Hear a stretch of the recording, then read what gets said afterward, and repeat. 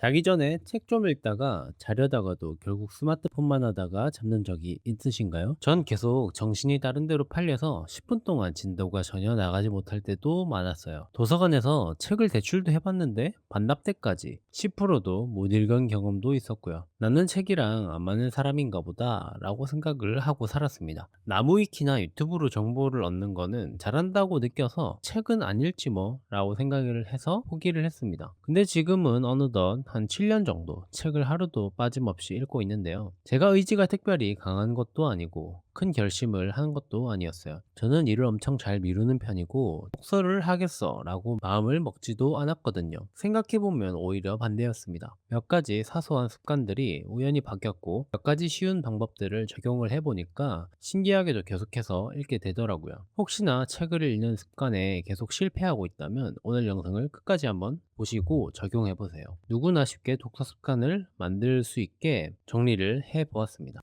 사실 모든 좋은 습관들은 스마트폰과 경쟁하고 있죠. 책을 읽는 것도 마찬가지입니다. 책이 스마트폰보다 더 재밌다까지는 아니어도 최소한 비벼볼 만하다라고 느껴야 책을 읽던지 할 수 있어요. 많은 분들이 책을 읽으려고 시작할 때 폰을 뒤집어 놓던지 무음 모드로 바꿔놓고 읽곤 합니다. 그런데 한 연구에서는 이 무음 모드가 오히려 다른 일에 집중을 하는 걸 더 많이 방해할 수 있다고 말합니다. 여기서 무음 모드로 두었을 때 알림이나 진동 모드일 때보다 거의 2배 가까이 스마트폰을 더 자주 확인했다고 해요. 알림이 뜨면 우린 최소한 뭐가 지금 왔다라는 사실을 알 수 있지만 무음 모드는 그 사실조차 알기가 어렵죠. 그래서 불확실성이 높아지기 때문에 더욱 자주 확인하게 된다는 겁니다. 그때 사용자가 만약 휴대폰에 의존을 많이 하는 사람일수록 효과는 더 커졌다고 해요. 그리고 또 다른 연구에서는 휴대폰을 뒤집거나 주머니에 넣는 거, 하다못해 가방에 넣는 것도 그다지 효과적이지 않았다고 합니다. 전원을 꺼두는 것도 마찬가지였어요. 결론은 어떤 설정이나 보이지 않는 곳에 두는 것이 아니라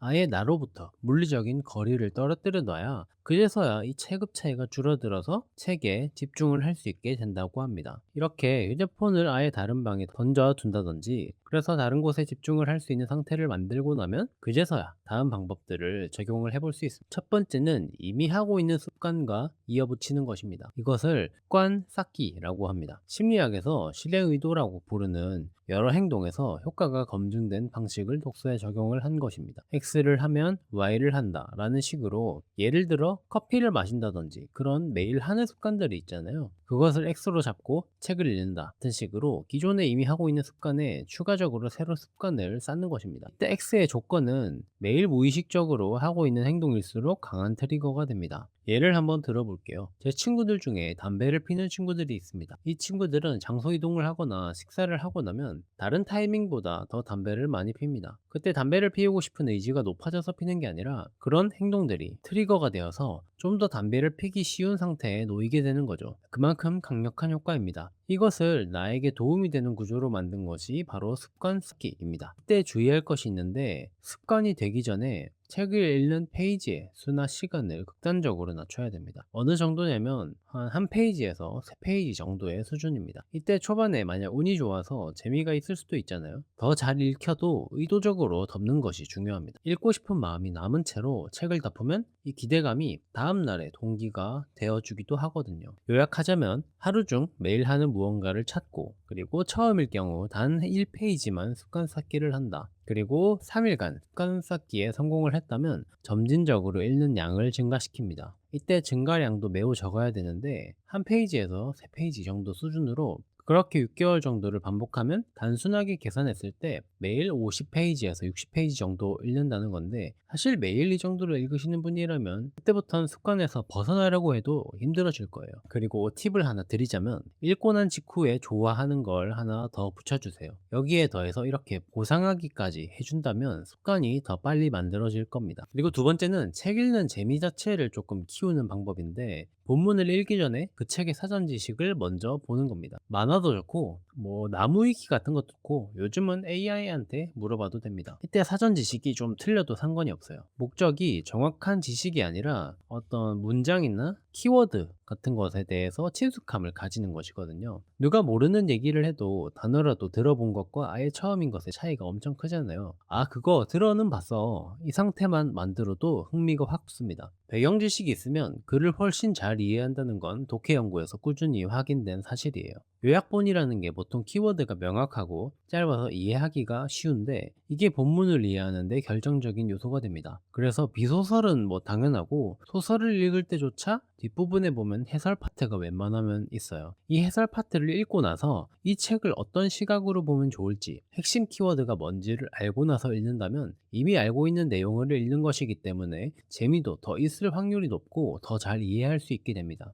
다만 주의할 게 있습니다. 사전 지식을 얻는 것과 요약본으로 독서를 대체하는 건 또 약간 달라요. 예고편을 보고 영화를 보러 가는 건 좋은데 요약만 보고 영화를 봤다고 치면 안 되는 것처럼 말이죠. 사전 지식은 어디까지나 본문으로 들어가는 문턱을 낮추는 용도로만 쓰시는 걸 권장합니다. 유튜브에 있는 10분 만에 읽은 땡땡 같은 영상도 예고편으로 쓰면 아주 좋은 사전 지식이에요. 근데 그거를 보고 그 책을 읽었다라고 되면 안 된다는 거죠.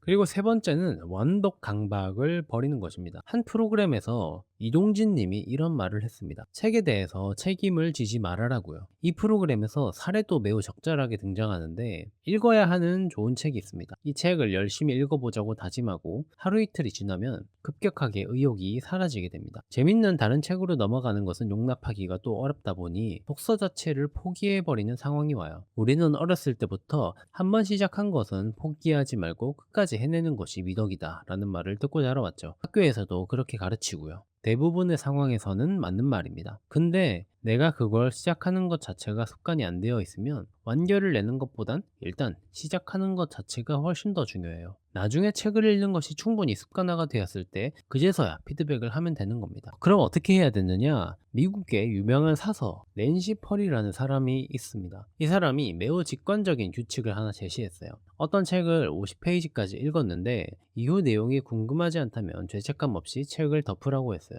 50세 이후에는 좀 더 빠르게 판단을 해도 된다고도 조언을 합니다. 책을 오래 읽으신 분들은 이 방법이 매우 유용하고 책에 대해 부담감을 덜어주는 좋은 방법이라는 거를 다 알고 있는 것 같아요. 우리는 유튜브 영상을 보다가 중단하는 것에 대해서 누구도 질타를 하지 않습니다. 아마 대부분 영상 탓을 할 거예요. 조금 더 재밌었으면 내가 다 봤는데 라고요. 책도 영상처럼 편하게 접근하는 것이 결과적으로 꾸준히 보고 더 많이 보게 되는 결과를 가져온다고 생각을 합니다. 자, 요약하자면 스마트폰을 물리적으로 떨어뜨려 놓고 기존 습관에 습관 쌓기로 이어붙이고 사전 지식을 먼저 익히고 그다음에 책에 책임을 지지 않는 자세를 갖는다면 뭐 재미없으면 과감하게 덮는다. 이것만 적절하게 이용을 하면 의지력이 거의 없더라도 누구나 독서를 쉽게 할 수 있습니다. 마지막으로 책에 대해서 부담감을 많이 버리세요. 읽다 보면 책이란 게 좋기는 한데 사실 뭐 별거 아닌 것 중 하나인 것이라고도 생각을 합니다. 내 행동 패턴을 파악하고 잘 설계할 수 있는 방법을 영상으로 한번 만들어 봤습니다. 도움이 되셨다면 좋아요와 구독 한 번씩 부탁드리겠습니다.